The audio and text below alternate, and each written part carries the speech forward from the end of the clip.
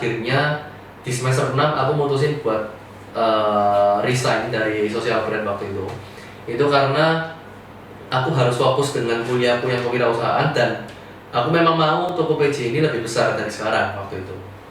Nah, jadi supaya bisa fokus, akhirnya aku resign, aku gedein ini, dan akhirnya nggak cuma aku handle sosial media klien waktu itu kan aku cuma handle sosial media klien. Setelah aku resign, aku fokus sama toko PJ dan konten pribadiku.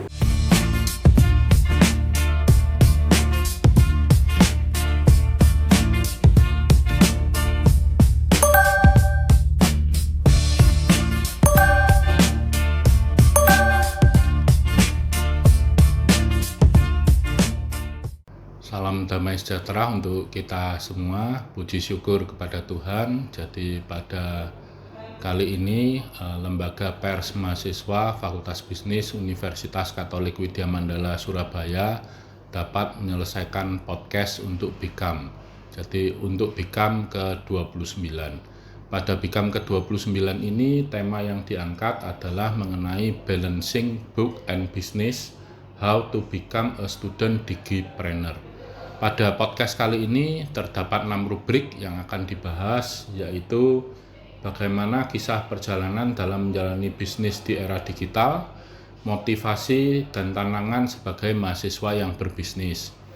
Juga ada yang kedua, apa saja skill dan mindset yang diperlukan mahasiswa untuk menjadi seorang digipreneur. Ketiga, bagaimana strategi mencari dan mengatasi keterbatasan modal serta peluang kolaborasi dari lingkungan kampus. Juga bagaimana menyeimbangkan antara kuliah dan mengelola bisnis. Bagaimana perkembangan dunia digipreneurship di kalangan mahasiswa saat ini. Dan yang terakhir, yang keenam, tips dan trik bagi mahasiswa yang ingin berbisnis dengan platform digital tetapi masih ragu. Kami mengucapkan banyak terima kasih kepada dosen, mahasiswa, juga kepada seluruh panitia, baik yang mengisi rubrik ataupun yang menyelesaikan podcast BIKAM ini. Selamat menonton, terima kasih, Tuhan memberkati. Salam sejahtera untuk kita semua. Sebelumnya, perkenalkan saya Rosalin Enderwijaya selaku Ketua Pelaksana BIKAM 29. Puji dan syukur saya panjatkan kepada Tuhan Yang Maha Esa, karena atas limpahan berkat dan rahmat-Nya kita semua dapat menyelesaikan serta menyelenggarakan podcast BIKAM 29 dengan tema Balancing Books and Business, How to Become a Student Digipreneur. Program ini lahir dari semangat serta kepedulian terhadap peran mahasiswa di era digital saat ini. Bagaimana kita tidak hanya berfokus untuk mengajar akademik, tetapi kita juga mampu untuk berkarya serta berinovasi dan berwirausaha sejak dini dengan memanfaatkan teknologi digital sebagai jembatan untuk meraih mimpi. BIKAM 29 sendiri terdiri dari 7 rubrik episode, yakni The Star More Than Anyone Else, Opinion, Who Are You, The Trophy Is Coming, Campus Life, serta Show ini, di mana setiap rubriknya memiliki topik bahasan yang berbeda serta narasumber yang beragam serta inspiratif, meliputi narasumber eksternal, dosen serta para mahasiswa dari Fakultas Bisnis Universitas Katolik Widya Mandala Surabaya. Lalu podcast ini saya berharap dapat membagikan inspirasi dan kisah nyata serta menyebarkan semangat dari para narasumber kepada seluruh BIKAMers dan mahasiswa Indonesia bahwa berbisnis sambil kuliah bukanlah hal yang mustahil, melainkan sebuah peluang besar untuk berkembang. Saya ucapkan terima kasih kepada seluruh pihak yang telah berkontribusi dalam setiap proses pembuatan hingga launching BIKAM 29, baik bagi para panitia, narasumber maupun para BIKAMers. Saya memohon maaf bila ada salah kata dan tindakan. Semoga BIKAM 29 menjadi langkah kecil yang membawa perubahan besar. Selamat menikmati rangkaian BIKAM 29. Terima kasih, Tuhan memberkati. Halo BIKAMers. Asik.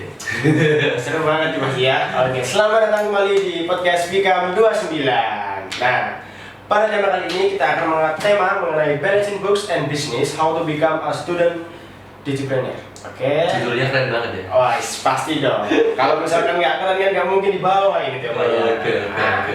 Pada topik kali ini kita akan membahas mengenai strategi dalam membagi waktu, kemudian peran platform digital, kemudian skill-skill yang wajib dimiliki oleh para digipreneur, dan yang terakhir adalah tips and trick untuk memulai langkah bisnis awal. Nah, pada kali ini kita kedatangan narasumber yang gak kalah menarik dari narasumber sebelumnya, di mana narasumber kali ini sangat berpengalaman dalam bidang yang akan kita bahas kali ini, dan pastinya sangat keren dan tampan. Bisa ya. Iya dong, udah kelihatan banget tampan loh ini. Aku sampai takut jatuh cinta gitu ya. Mungkin bisa langsung aja perkenalan ya. Sebelumnya teman-teman kenalin, aku Patricius Jason, biasanya dipanggil PJ. Aku merupakan seorang konten kreator, dan kalau kalian tahu Wacana itu salah satu grup konten kreatorku. Di sana ada Stanley House, Stephen Wongso, Valin, dan masih banyak lagi teman-temanku di sana, yaitu satu grup. Kita konten bareng, dan aku merupakan seorang konten kreator dan businessman ya, entrepreneur lah ya. Betul banget. Ya. Pasti nggak asing banget deh dengan teman-temannya tadi. Ada Stanley Howe ya kan, Iya. terus tadi banyak banget ya. Jadi artis semua ini, mungkin juga artis juga ini ya kita ya, artis kedatangan artis. Tapi kebanyakan sih kadang karena ngomong kayak gini ya, orang jadi, oh ini temennya Stanley kan? Namaku siapa? Temennya Stanley. Itu benar banget sih. Mungkin sudah kayak yang punya nama besar mungkin sih. Iya, Stanley, ya. aku sih lagi berproses berjalan menuju ke sana gitu ya. Bisa nyusul sih pasti. Iya. Oke. Kira-kira tadi perjalanan ke sini berapa lama? Macet nggak? Lumayan macet nih, harinya banyak anak wisuda kayaknya. Iya sih benar. Hari-hari wisuda. Hari wisuda. Oke, nah keseharian hari ini apa aja kira-kira? Nanti ada acara apa namanya, ulang tahunnya temen, terus ya tadi ini barusan dari dari Pakuan sih, surprise temen wisuda. Oh, aku kira ini habis kondangan sih gitu. Kalau pakai batik-batik loh. Biasanya kan kalau misalkan mentionnya itu kan kalau pakai batik itu kan Formal, acara kondangan lah gitu kan. Ternyata habis kurang tahu ternyata ya. Iya. Mungkin kita langsung masuk ke topik kali ini aja ya. Oke. Udah siap kan ini kira-kira? Siap lah. Oke, aman ya? Aman. Nggak gugup gitu? Santai. Aku sih yang gugup ini. Mau cari artis bro? Enggak lah. Oke, langsung ya, bentar lo ya. Oke. Bagaimana langkah awal Kak PJ? Aku baru tahu. Kak PJ, tokonya juga masalah. Toko PJ. Wah, kan bener banget kan? Sesuai nama berarti. Sesuai nama. Sesuai nama ya. Nah, kalau nggak salah aku lihat di IG-nya itu juga terlibat langsung. Iya. Harus dong. Keren banget sebagai owner ya kan, terlibat langsung dalam bisnisnya loh. Jarang banget loh pemilik bisnis atau ownernya itu terlibat langsung, terjun langsung dalam bisnisnya, apalagi sampai bikin konten guys. Iya, itu personal branding itu penting.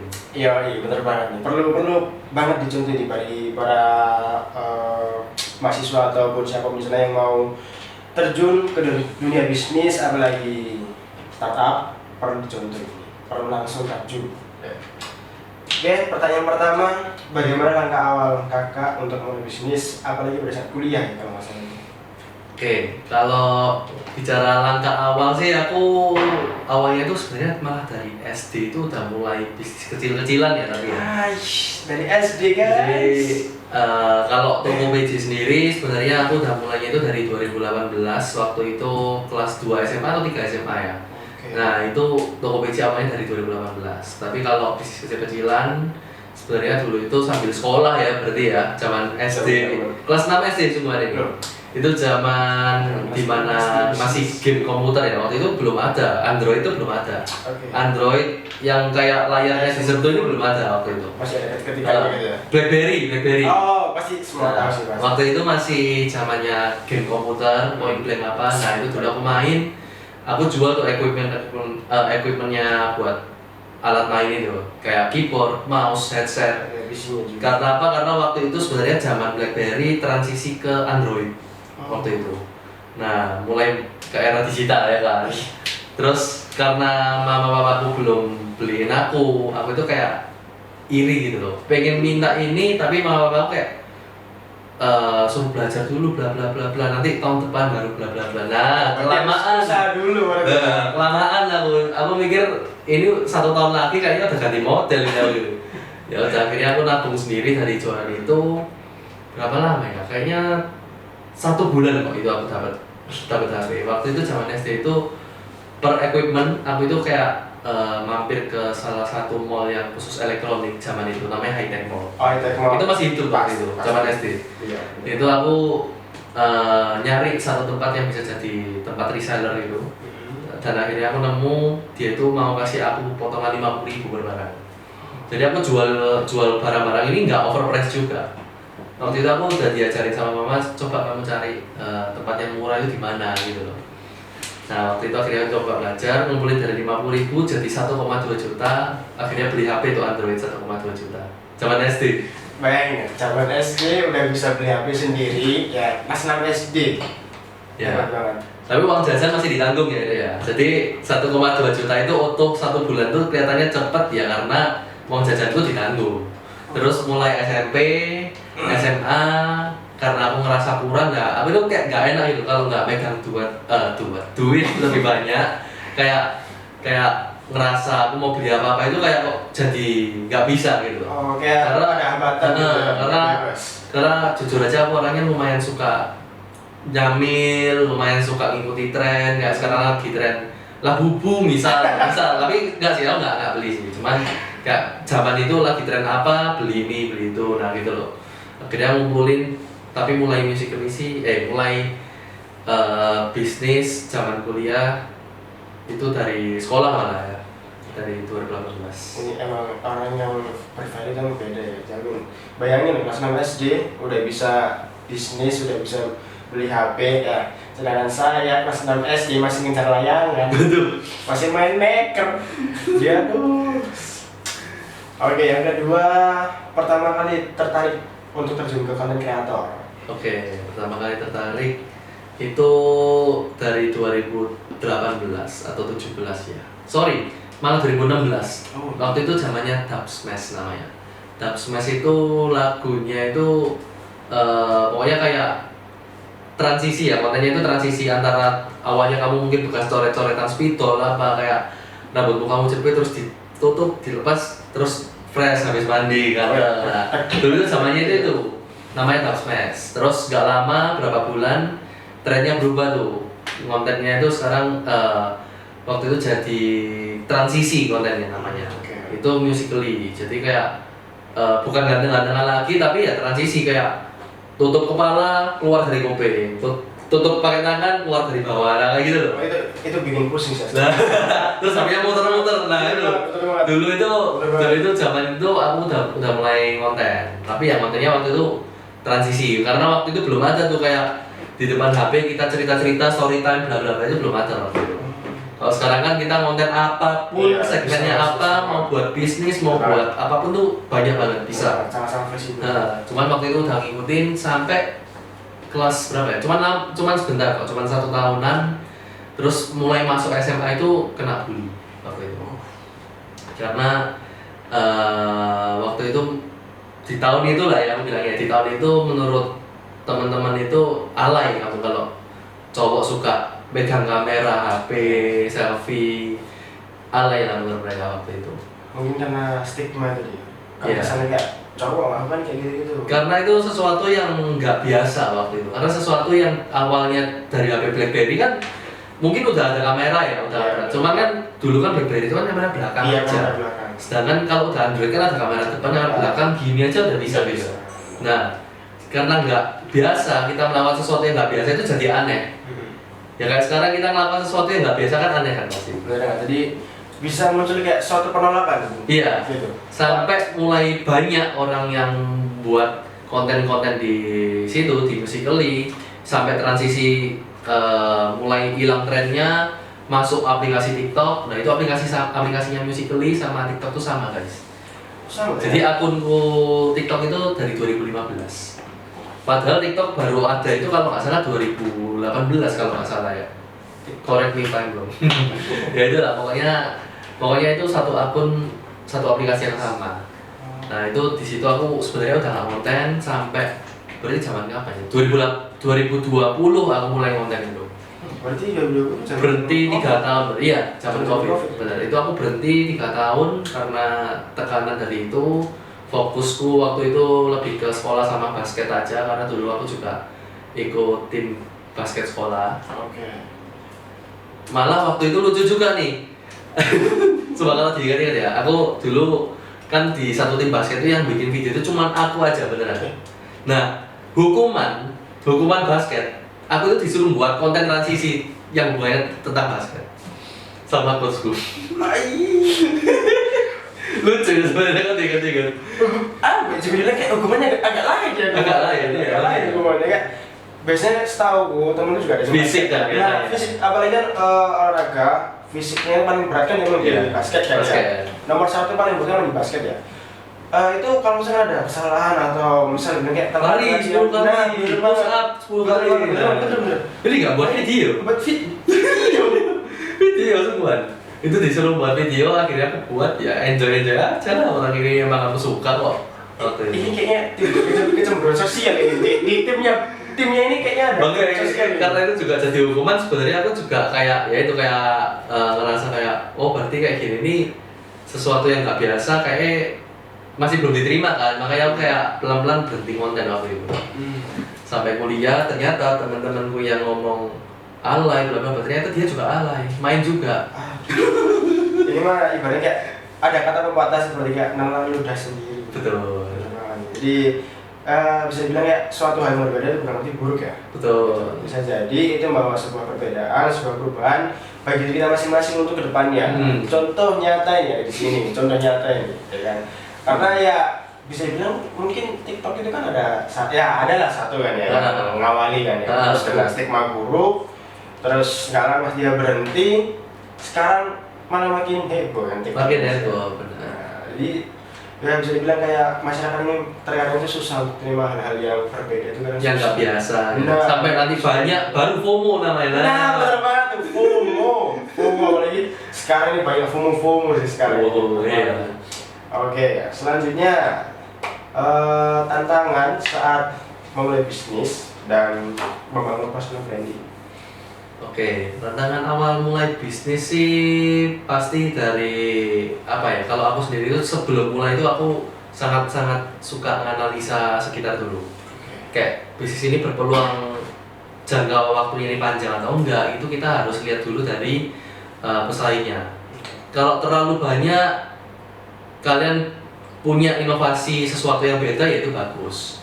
Ya, tapi kalau misalkan kalian punya hobi, nah semakin banyak kalian punya hobi itu juga bagus untuk bisnis kalian menurutku. Kayak misalnya aku suka waktu itu aku suka game, ternyata aku juga bisa jualan di alat game. Waktu itu masih belum ada reseller kayak aku zaman SD itu belum ada. Sekarang udah banyak banget sekarang. Udah banyak banget. Banget. Tuh, sampai waktu itu cuci sepatu itu pertama kali aku mulai itu karena aku coba cuci sepatuku sendiri ke orang lain, bayar 50.000. Wah, kok untungnya kayaknya banyak banget ya. Karena aku waktu itu beli sabun sepatu memang mahal ya. Waktu itu sabun sepatu 100 ml itu 100.000 waktu itu. Itu sabun yang premium ya waktu itu ya. Aku beli karena aku juga suka koleksi sepatu waktu itu. Nah, karena aku suka koleksi sepatu, nyoba ngerawat sepatu sendiri, dan aku pengalaman nyuci sepatu di orang, makanya untungnya banyak. Ada mulai pikiran dari situ, coba cuci sendiri. Oh, ternyata bersih. Coba nawarin ke teman habis itu besoknya. Nawarin ke teman, mau nggak cuci sepatu? Mau. Habis cuci, waduh, setelah cuci bersih, tapi kok solnya ini menguning, yellowing. Nah, terus akhirnya aku nyoba cari cara lagi, gimana caranya biar kayak baru. Mau nggak kamu tak repaint, aku cat. Waktu itu udah mulai ada tuh tempat cuci sepatu yang terima repaint itu udah mulai ada. Tapi aku coba pakai cat yang lain yang beda. Terus mau coba, wah hasilnya keren. Terus mulai dari situ, dari teman ke teman, banyak yang rekomendasiin. Nah, ya itu aku awal mula bisa jalan semakin besar ya karena konsisten sih nomor satu. Konsisten itu untuk bisnis ya. Terus yang kedua tadi apa? Personal branding ya. Tantangan personal branding menurutku bukan tantangan ya. Emang dari kitanya sendiri itu harus punya sesuatu, harus punya ciri khas ya. Pertama personal branding itu kan apa yang orang pikirkan waktu melihat kita. Karakter ya, semacam karakter. Kayak orang lihat aku, oh PJ ini toko PJ, nah gitu. Atau mungkin PJ ini, sangat intens. atau mungkin lihat temannya Hao. Nah temannya Hao ini apa? Konten kreator, nah kayak gitu. Nah gimana caranya kamu bisa membangun personal branding ya? Kamu apalagi di era digital ya, kalian tuh harus sering-sering posting apapun yang kalian punya. Bukan pamer, ya disclaimer bukan pamer. Jika pamer, bukan pamer, tapi ini untuk hal yang positif. Kayak misal kalian mau jualan bebek goreng madu misal, contoh ya. Nah kalian nggak pernah posting ya, gimana caranya kamu itu dikenal sebagai pemilik bebek goreng madu ini kalau kamu nggak pernah posting? Nah, ya otomatis ya kamu harus sering-sering posting dari akun pribadimu dulu yang pertama. Karena gimana caranya ini bisa viral, bisa tahu dari mulut ke mulut, ya pasti awalnya dari teman dulu. Dari lingkup kecilnya dulu, dari terkecil ya pasti paling dari keluarga, teman, sahabat. Baru kalau udah mulai ini ngerasa enak, ada mulut ke mulut, baru nih temennya dari keluarga, temennya dari ini itu, nah temannya dari teman-temannya teman. itu terus pokoknya gimana ceritanya kamu bisa berkembang ya pasti dari situ. Oke, asik banget. Jadi kunci awalnya adalah jangan takut untuk mulai ya guys ya. Dan juga apapun itu selagi itu hal baik, selagi itu hal yang positif, Sebarin aja gitu. Karena contoh nyatanya di sini ya gitu. Oke, selanjutnya tantangan dalam membagi waktu. Kan Koko ini kan juga mulai bisnis dari kuliah kan ya. Nah kira-kira tantangannya dalam bagi waktu antara kuliah, bisnis dan juga buat konten. Gitu kan yang aku Tiga tahu, tantangannya ya. ya, Betul. karena yang aku tahu nih di IG-nya, aku sempat lihat sama research itu ternyata di postingan-postingannya Kak PJ ini selaku pemilik itu juga terjun langsung bikin konten gitu. Nah itu kan pasti kayak apa ya, bisa dibilang kan setahu umumnya orang-orang ini kalau misalnya ada bisnis pasti ada tim-timnya Tim sendiri gitu, ada divisinya sendiri. Nah tapi ini enggak, owner iya, bikin konten iya gitu kan. Nah itu tantangannya itu apa gitu ya? Kalau tantangannya yang pertama pasti masalah waktu itu. Kalau kondisi kalian lagi kuliah, kalian juga punya bisnis, kalian juga konten, ya itu memang berat. Tapi kalian coba cari program yang itu bisa membagi waktu kalian. Contohnya waktu itu aku kuliah itu ada program MBKM, Kampus Merdeka guys. Waktu itu ada, atau sekarang masih ada ya? Masih ada. Nah sekarang masih ada. Kampus Merdeka itu kan banyak tuh, ada ISMA, ada magang, ada juga kewirausahaan. Nah waktu itu juga dibatasin setauku untuk masalah aturan maksimal SKS yang diambil MBKM ini itu 40. Jadi bisa dibagi tuh, semester 5 aku ngambil MBKM untuk konversi 20 SKS, semester 6 aku ngambil konversi lagi 20 SKS. Nah semester 5 waktu itu aku ngambil MBKM magang, semester 6 ambil MBKM yang kewirausahaan.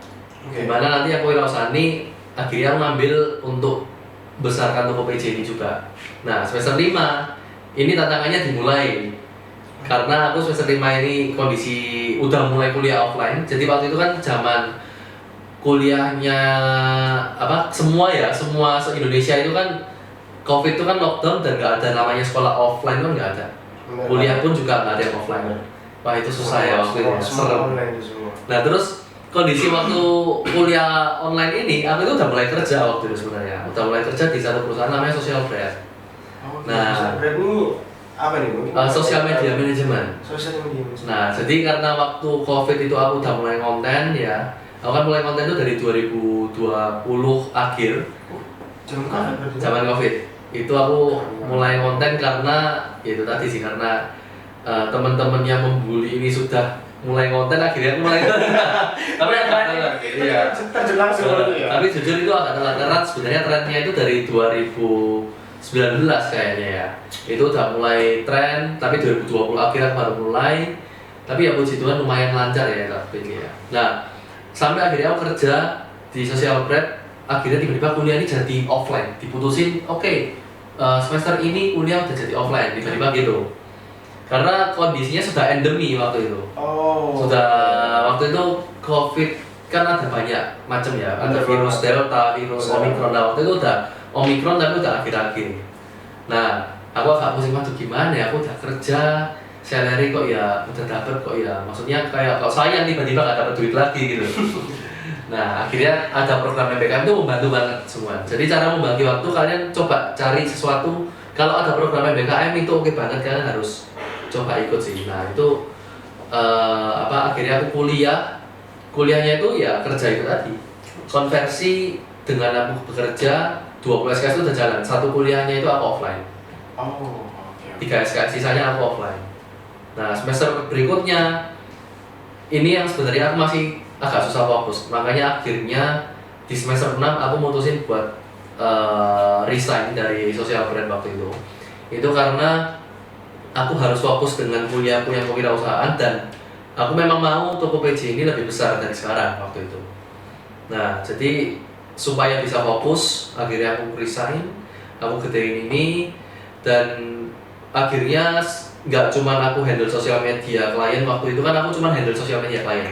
Setelah aku resign, aku fokus sama toko PJ dan konten pribadiku. Jadi oke lah kalau dua. Kalau waktu sebelumnya itu kan aku konten bekerja di sosial media kan handle sosial media klien, handle sosmedku juga iya, bisnis juga iya. Sibuk apa? Akhirnya keren banget loh. Setiap hari itu harus keluar rumah, itu nggak mungkin nggak keluar rumah setiap hari. Bayangin 4 tadi ya. 3. Akhirnya aku putusin salah satu aku resign. Akhirnya dengan 2 ini lumayan fokus lah. Tapi sampai hari ini pun jujur, menurutku dengan fokus 2 hal pun ini bisa jadi nggak terlalu maksimal. Kalau misalkan sekarang dicek Instagramnya Toko PJ pun terakhir posting kapan juga jarang-jarang gitu loh, kayak lompat-lompat paling sebulan 2 bulan sekali, nah kayak gitu. Nah makanya karena sekarang aku merasa juga Toko PJ udah lebih jalan, pelan-pelan juga udah bisa aku percayai dari masing-masing staff yang ada di Toko PJ. Dan sekarang udah selesai kuliah lagi ya, apalagi ya. Nah, sekarang aku mulai mau bangun tim.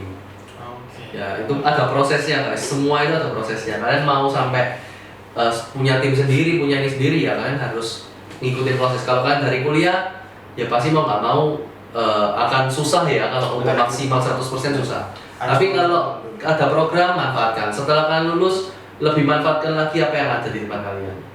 Berarti harus fokus dulu ya. Fokus dulu. Nah, tadi kan rencananya kan bangun bikin tim. Nah, kira-kira setelah timnya udah tercapai, apakah tetap nanti untuk terjun langsung ke? Oh tetap. Harus banget ya. Harus banget. Karena itu juga personal brandingku nanti. Aku mau dikenal sebagai pebisnis cuci sepatu. Contohnya kalau sekarang yang udah ada, jujur aku itu ngefans sama Dr. Tirta. Aisyah. Ini mah pasti semua orang tahu sih. Pasti. Lagi booming ya Pak. Dr. Tirta itu kan keren banget. Dia itu kan udah punya bisnis cuci sepatu juga, shoes and care. Dia punya bisnis cuci sepatu shoes and care, terus dia juga doyan olahraga, bisnis sepeda iya, lari iya, terus hiking iya, pokoknya semua itu sama dia itu disikat olahraga itu. Apa ya, kalau mungkin agak rakus juga gitu. Tapi keren banget itu. Iya. Konsisten. Asli. Nah, gimana ceritanya dia bisa olahraga, setelah olahraga langsung posting ya? Pasti dia juga punya tim. Bener banget. Makanya aku kayak mengidolakan juga, dan aku pun juga suka olahraga, relate sama Dr. Tirta. Bahkan sekarang lagi musim olahraga paddle namanya. Paddle tuh mirip kayak tenis. Terus itu aku udah mulai coba olahraga baru itu. Terus ada mini soccer, futsal kemarin barusan main, basket. Semua aku suka sih, masalah olahraga itu aku suka. Jadi kayak aku merasa kayaknya ini emang jalanku, aku harus membangun personal brandingku as konten kreator di bidang ini, olahraga, fashion yang hubungannya dengan cuci sepatu ini nyambung. Oke, jelas banget ya tadi ya. Ya, doakan guys. Pasti bisa, yakin. Orang buktinya sampai sekarang bisa kok ya.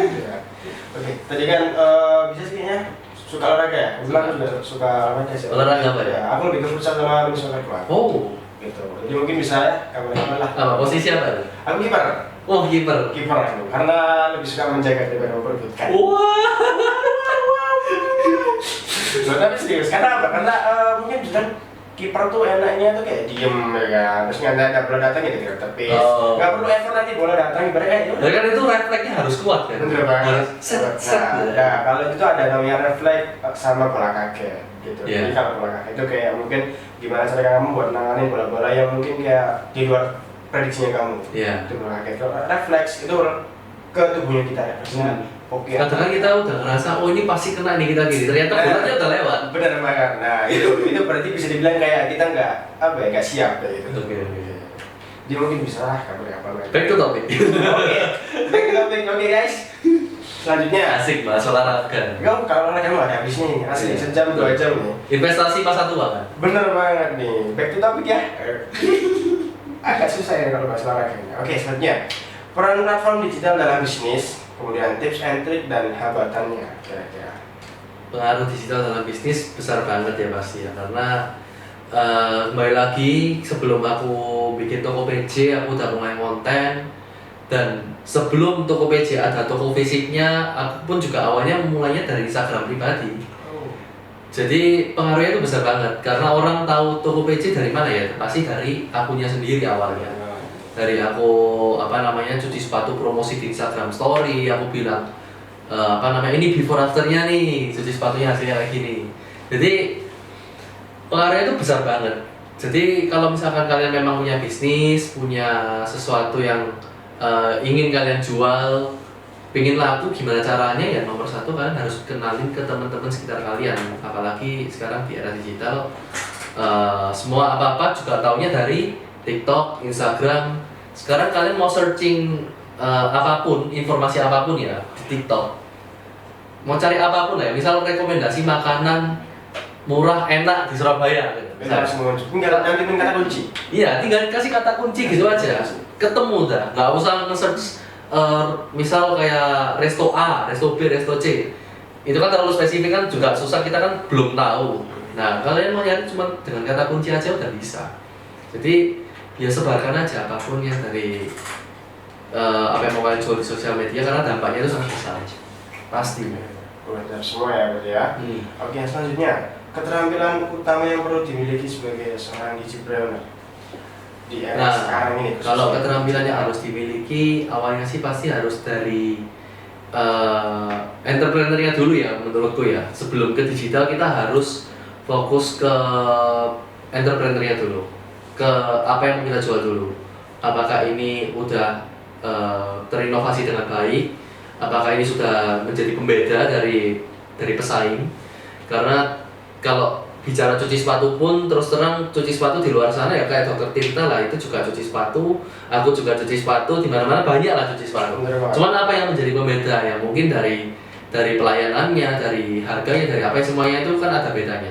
Jadi menurutku nomor satu dari entrepreneurnya dulu. Kalian punya bisnis apa, harus bikin sesuatu yang unik, yang beda, dan yang masuk akal ya pasti ya. Kalian sesuaikan target market kalian. Kalau kalian tahu target market kalian anak-anak, kalian mau membuat mainan ya kalian berarti harus jualnya di platform yang mungkin banyak anak-anaknya. Misal kalau kalian tahu TikTok itu juga mostly itu yang mainkan anak-anak ya, berarti kalian promosikan dengan membuat konten di sosial media gitu. Kalau yang agak susah itu sebenarnya kayak B2B, yang bisnis to bisnis, benar, bisnis to bisnis, yang jualannya itu jual mesin, jual partaian yang besar, sesuatu lah ya, yang besar-besar harga puluhan ratusan juta. Nah itu mungkin sebenarnya agak susah, tapi nggak menutup kemungkinan kalau untuk bisnis itu juga kalian bikin kontennya di sosial media. Kalau misalkan kalian udah bisa memulai dengan langkah kecil, ya itulah yang akan membuat kalian jalan ke langkah berikutnya. Karena kalau kalian nggak mulai, kalian nunggu tanggal 1 besok bulan depan baru mulai sesuatu, ya nanti step by stepnya mulai ujung-ujungnya ya tanggal 1 bulan depan. Karena kayak nggak ada waktu yang tepat gitu sebenarnya. Waktu yang tepat ya dimana kalian udah merasa siap, bisa ya tinggal jalan aja gitu. Oke, catat ya. Nanti kata kuncinya yang pertama adalah karakter produk itu sendiri, benar ya. Terus yang kedua tadi Yang kedua konsisten. Konsisten, bener banget. Konsisten. Mohon maaf ya. Konsisten. Lalu fokusannya Job ya? agak gue. Artis bro, artis. Enggak. Oke, konsisten. Oke, selanjutnya yang terakhir mungkin ada saran mungkin bagi para pendengar di luar sana mungkin yang mau mulai bisnis mereka, baik yang lagi masa studi maupun di luar masa studi. Oke. Ya mungkin kalau udah nonton dari awal sampai sebelum pertanyaan ini harusnya kan udah paham sih konsepnya. Intinya kalian harus memulai dulu sebelum mencoba. Memulai dulu sebelum kalian menyiapkan waktu yang tepat, karena waktu yang tepat tuh nggak ada.